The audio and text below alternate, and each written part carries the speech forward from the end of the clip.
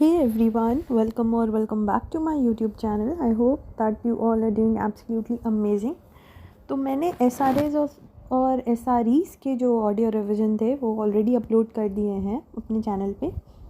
I hope कि आपने उसको सुन के क्वेश्चंस को सॉल्व ज़रूर कर लिया होगा. अब हम लोग रिवाइज करते हैं विद SAE 3400. ठीक है.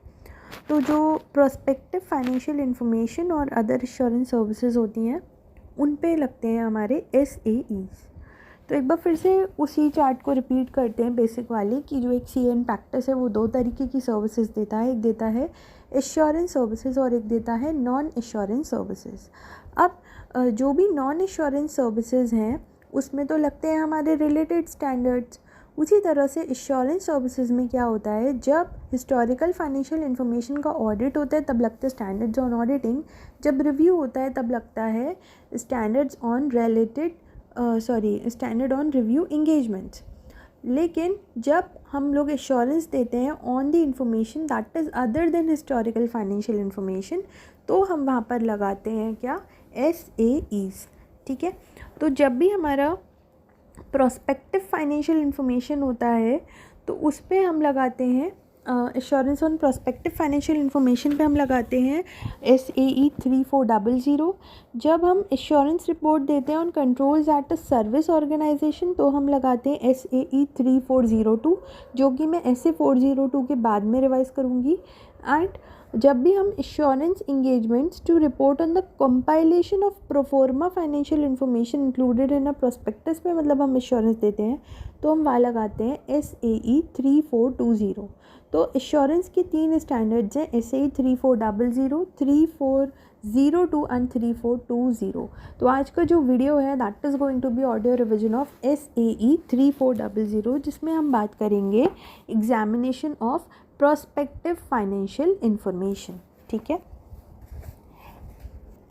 अब इसकी ज़रूरत क्या पड़ती है, तो सबसे पहले तो आप ये देखो कि अगर हमें किसी कंपनी की कुछ इन्फॉर्मेशन पता करनी है या किसी इन्वेस्टर को इस चीज़ का एश्योरेंस देना है कि ये कंपनी आपके लिए सही है नहीं है या जो भी कुछ है, मतलब इन्वेस्टर्स आपकी जो रिपोर्ट है उसके बेसिस पे they are going to decide that whether they should invest or not.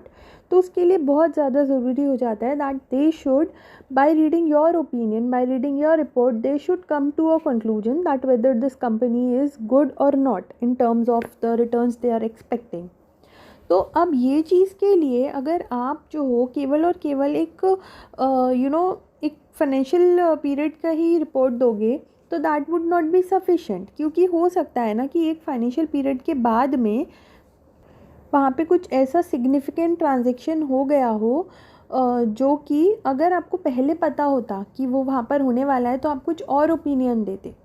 Right. तो मतलब फ्यूचर में अगर कुछ ऐसा फ्यूचर में कोई ऐसा अगर इवेंट हो गया है जिसकी वजह से आपको ये था कि अगर वो चीज़ आपको पहले पता हो जाती तो आप वो वैसा मतलब ओपिनियन देते ही नहीं, आप कुछ और ओपिनियन देते. तो उसका अगर सिग्निफिकेंट इम्पैक्ट आपको लग रहा है कि कंपनी पे है तो उस चीज़ के लिए यहाँ पर ज़रूरी हो जाता है कि आपको जो है प्रोस्पेक्टिव इन्फॉर्मेशन यहाँ निकालनी है. अब एक बार हम लोग स्टैंडर्ड को डिस्कस करते हैं तो साथ ही साथ आपको ये चीज़ अच्छे से क्लियर होगी, वरना आपने जिससे भी समझा होगा स्टैंडर्ड उन्होंने भी ये एग्जाम्पल आपको ज़रूर दिया ही होगा. So let's start with SAE 3400. इसमें बेसिक्स में क्या है, ये वाला जो SAE है ये प्रोवाइड करता है guidance engagements to examine prospective financial information including examination procedures for best estimate and hypothetical assumptions. अब इसके लिए आपको सबसे पहले ना कुछ टर्मिनोलॉजीज़ का पता होना चाहिए and this you have to learn the keywords. तो देखो PFI यानी कि प्रोस्पेक्टिव फाइनेंशियल इन्फॉर्मेशन क्या होती है. प्रोस्पेक्टिव फाइनेंशियल इन्फॉर्मेशन वो इन्फॉर्मेशन होती है that is based on assumptions about events that may occur in future and possible actions by the entity. Prospective financial information can be in the form of forecast या फिर projection.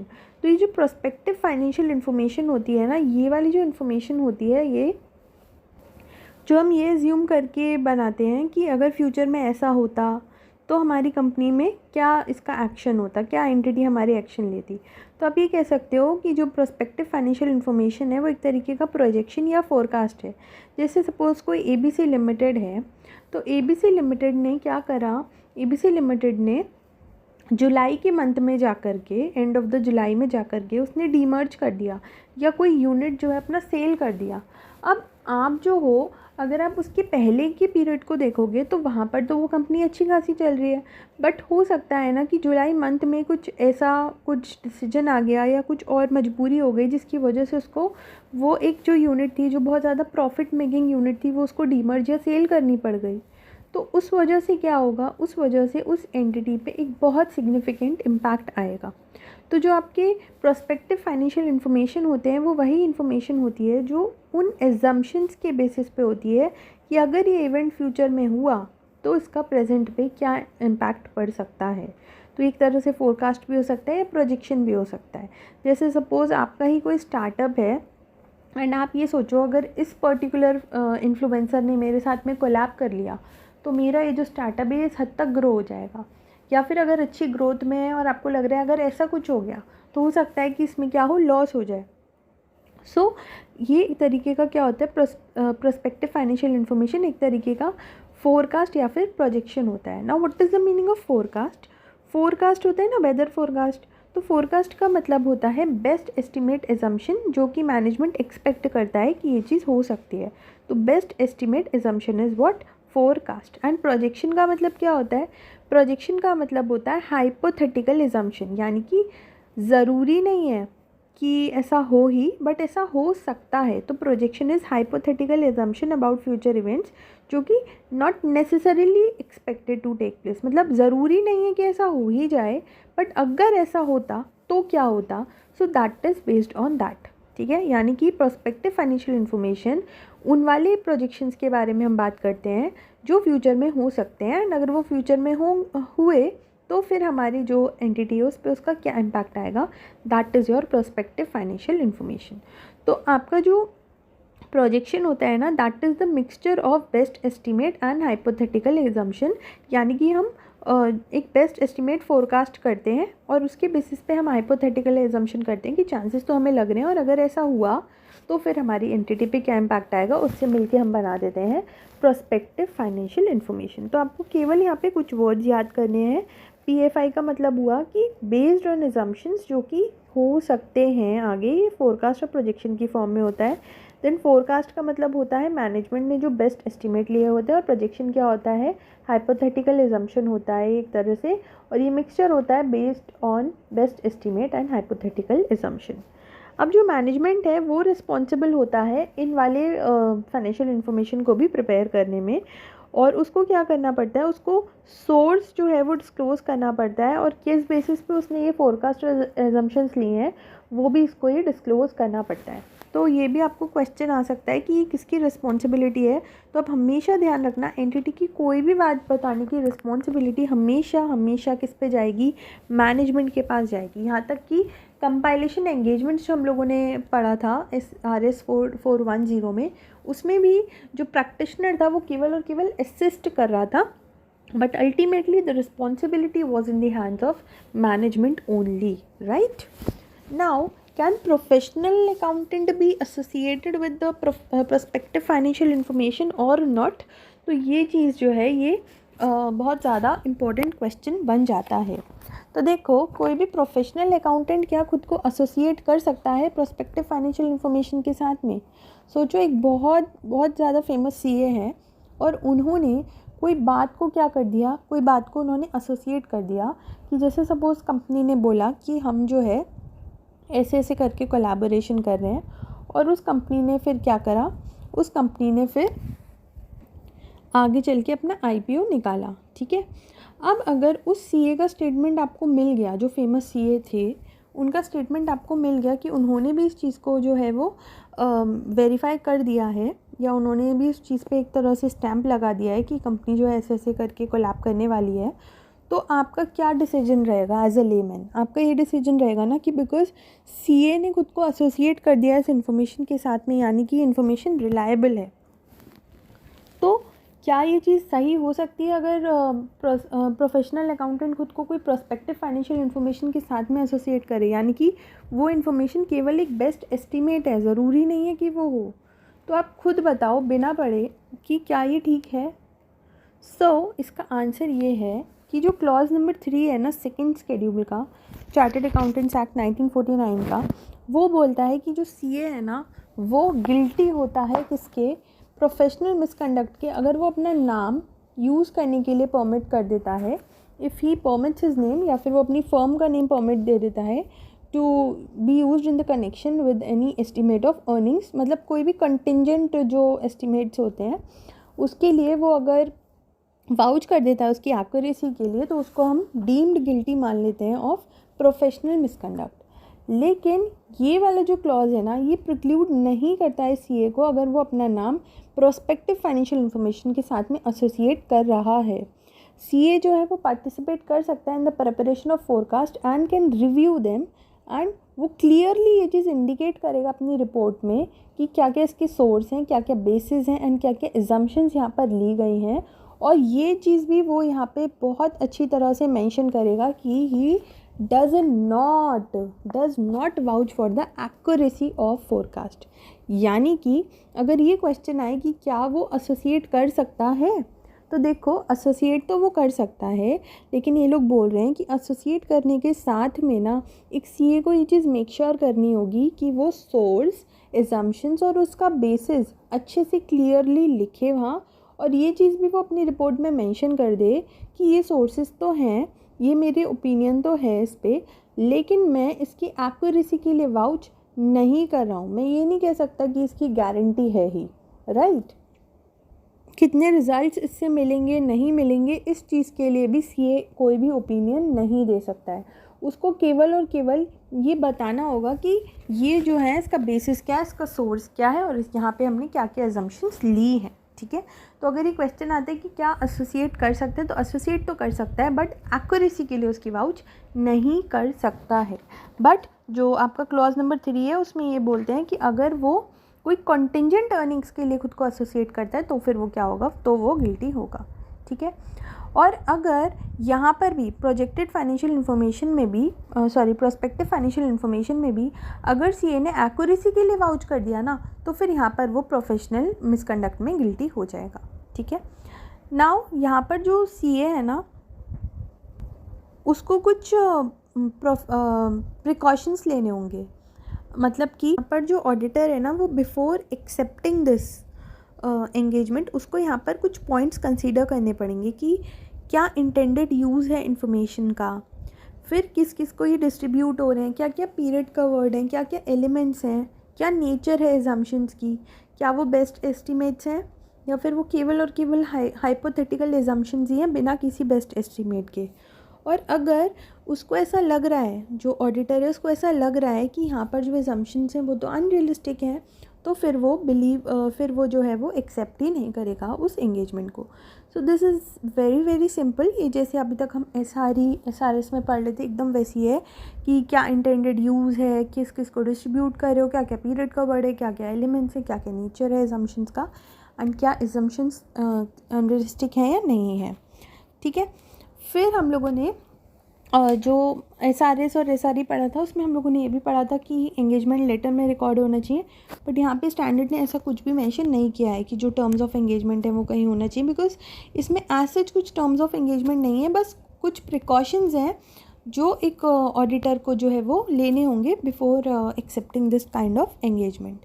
Now comes the another question कि क्या duties रहेंगी उस वाले auditor की जो ये प्रोस्पेक्टिव फाइनेंशियल इन्फॉर्मेशन को एग्जामिन कर रहा है। तो यहाँ पर अगेन वही ड्यूटीज़ रहेंगी, उसको ये देखना होगा कि एजम्पशंस रीज़नेबल हैं या नहीं है, मटेरियल एजम्पशंस डिस्क्लोज हैं या नहीं है, ये कंसिस्टेंट बेसिस पे तो है और ये किन बेसिस पे बना है ये भी उसको चेक करना पड़ेगा, ठीक है।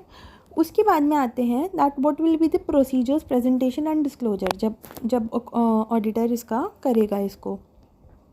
तो सबसे पहले आते हैं हम एग्जामिनेशन प्रोसीजर्स में। तो एग्जामिनेशन प्रोसीजर्स में ना प्रोस्पेक्टिव फाइनेंशियल इन्फॉर्मेशन में ऐसा है कि सबसे पहले तो उसको प्रीवियस एंगेजमेंट्स का नॉलेज लेना होगा, उसके बाद में उसको ये देखना होगा कि मैनेजमेंट का क्या कॉम्पिटेंसी लेवल है regarding the preparation of PFI. Management कितनी काबिल है, कितना कॉम्पिटेंस लेवल है। इंगेजमेंट टीम आपकी एक्सपीरियंस है या नहीं है। सोर्सेज क्या है इन्फॉर्मेशन के, स्टेबिलिटी क्या है बिजनेस का। देन किस एक्सटेंट तक जो मैनेजमेंट के जजमेंट हैं वो इफ़ेक्ट हुए हैं, मतलब पीएफआई जो है वो किस एक्सटेंट तक मैनेजमेंट के जजमेंट से इफ़ेक्ट हुआ है। एंड क्या लाइकलीहुड है मटीरियल मिस स्टेटमेंट का। तो इसमें ना एक निमोनिक बना लेते हैं हम इन पॉइंट्स को रखने के लिए। सबसे पहला है लेस नॉलेज सीएम। लेस का मतलब हुआ likelihood of material miss statement, engagement team experience, source of information, stability of business. क्या क्या, likelihood of material miss statement, engagement team experience, source of information and stability of entities business। तो ये तो हो गया लेस। देन CM का मतलब हो गया मैनेजमेंट का कॉम्पिटेंस एंड मैनेजमेंट का जजमेंट, और नॉलेज का मतलब ये हुआ कि क्या नॉलेज आपको मिली प्रीवियस एंगेजमेंट से। तो ये सारे मैटर्स आपको कंसीडर करने पड़ेंगे नेचर, टाइमिंग और एक्सटेंट डिसाइड करने में कि आपको यहाँ पर कौन कौन से प्रोसीजर्स करने की ज़रूरत है।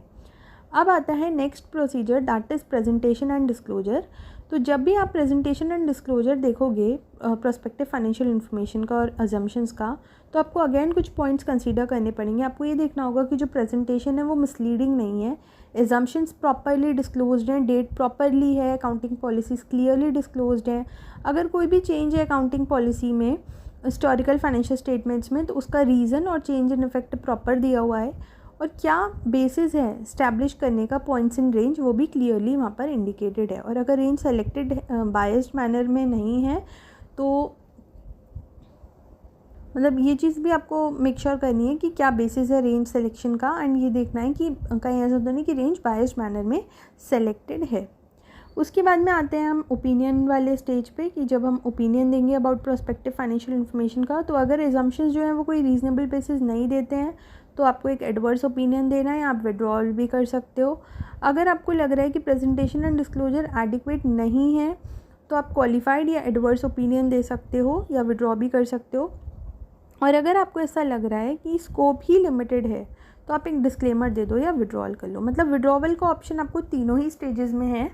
बस यहाँ पर ये है कि अगर एजम्पशन रीजनेबल बेसिस नहीं दे रहा तो एडवर्स ओपिनियन, प्रेजेंटेशन डिस्क्लोजर अगर एडिक्वेट नहीं है तो क्वालिफाइड या एडवर्स, एंड अगर स्कोप ही लिमिटेड है तो डिस्क्लेमर। तो इसका जो मॉडिफाइड ओपिनियंस है ये थोड़ा सा आपको लर्न करना पड़ेगा। अब देखो ये मुझे थोड़ा सा पर्सनली टिपिकल लगा ऐसे ही, तो इसको एक बार से हम दोबारा से देख लेते हैं। हम लोगों ने इसमें सबसे पहले क्या क्या पढ़ा। सबसे पहले हम लोगों ने टर्मिनोलॉजीज़ पढ़ी थी कि क्या आपका पर्सपेक्टिव फाइनेंशियल इन्फॉर्मेशन होता है, क्या फोरकास्ट होता है, क्या प्रोजेक्शन होता है। फिर क्या जो प्रोफेशनल अकाउंटेंट है खुद को एसोसिएट कर सकते हैं, तो हाँ जी एसोसिएट कर सकता है, लेकिन उसको वाउच नहीं करना एक्यूरेसी का, उसको हर चीज़ का प्रॉपर डिस्क्लोजर देना है कि क्या सोर्स है, क्या बेसिस है। उसके बाद में उसको रिज़ल्ट्स के साथ में भी कुछ भी उसमें एक्सप्रेस नहीं करना है कि ये रिज़ल्ट्स अचीव होंगे या नहीं होंगे। फिर हम लोगों ने प्रिकॉशंस के बारे में पढ़ा था, तो दीज वर द सेम कि क्या टर्म्स ऑफ एंगेजमेंट होंगी, तो उसकी तरह सेम था कि एजम्पशन अनरियलिस्टिक है तो मत लो, नेचर देखो, इंटेंडेड यूज़ देखो, ये देखो कि किस किस को डिस्ट्रीब्यूटर है। फिर ड्यूटीज़ में भी सिमिलर ऐसा ही था। फिर हम लोगों ने पढ़ा था कि क्या क्या यहाँ प्रोसीजर्स रहेंगे और प्रेजेंटेशन एंड डिस्क्लोजर वाला पार्ट। तो प्रोसीजर्स के लिए हम लोगों ने पढ़ा लेस नॉलेज सीएम, मतलब कि likelihood of material misstatement, then extent of management judgement, stability of entity's business, engagement team का एक्सपीरियंस, सोर्स ऑफ इन्फॉर्मेशन, और मैनेजमेंट कॉम्पिटेंट है या नहीं है, क्या प्रीवियस एंगेजमेंट से नॉलेज मिली है। फिर प्रेजेंटेशन एंड डिस्क्लोजर में हम लोगों ने ये देखा था कि मिसलीडिंग ना हो, डेट प्रॉपर है, अजम्पशन सब प्रॉपर डिस्क्लोज है, चेंज तो नहीं आया है अकाउंटिंग पॉलिसी में, एंड रेंज जो है वो बायस सिलेक्शन तो उसका नहीं है। फिर हम लोगों ने मॉडिफाइड ओपिनियंस देखी थी। मॉडिफाइड ओपिनियंस यहाँ 3 हैं कि एजम्पशंस अगर रीजनेबल बेसिस प्रोवाइड नहीं कर रहे हैं तो फिर आप एडवर्स ओपिनियन दो या विड्रॉ कर लो। प्रेजेंटेशन एंड डिस्क्लोजर अगर एडिक्वेट नहीं है तो क्वालिफाइड या एडवर्स, एंड अगर स्कोप ही लिमिटेड है तो डिस्क्लेमर या withdrawal. So this was all about SAE 3400 examination of prospective financial information. अब इसके बाद में एक वीडियो आएगा, ऑडियो रिविजन ही आएगा, मतलब SA 402 का। उसके बाद मैं आपको SAE 3402 रिवाइज करवाऊँगी, ठीक है ना। Thank you so much for listening and all the very best.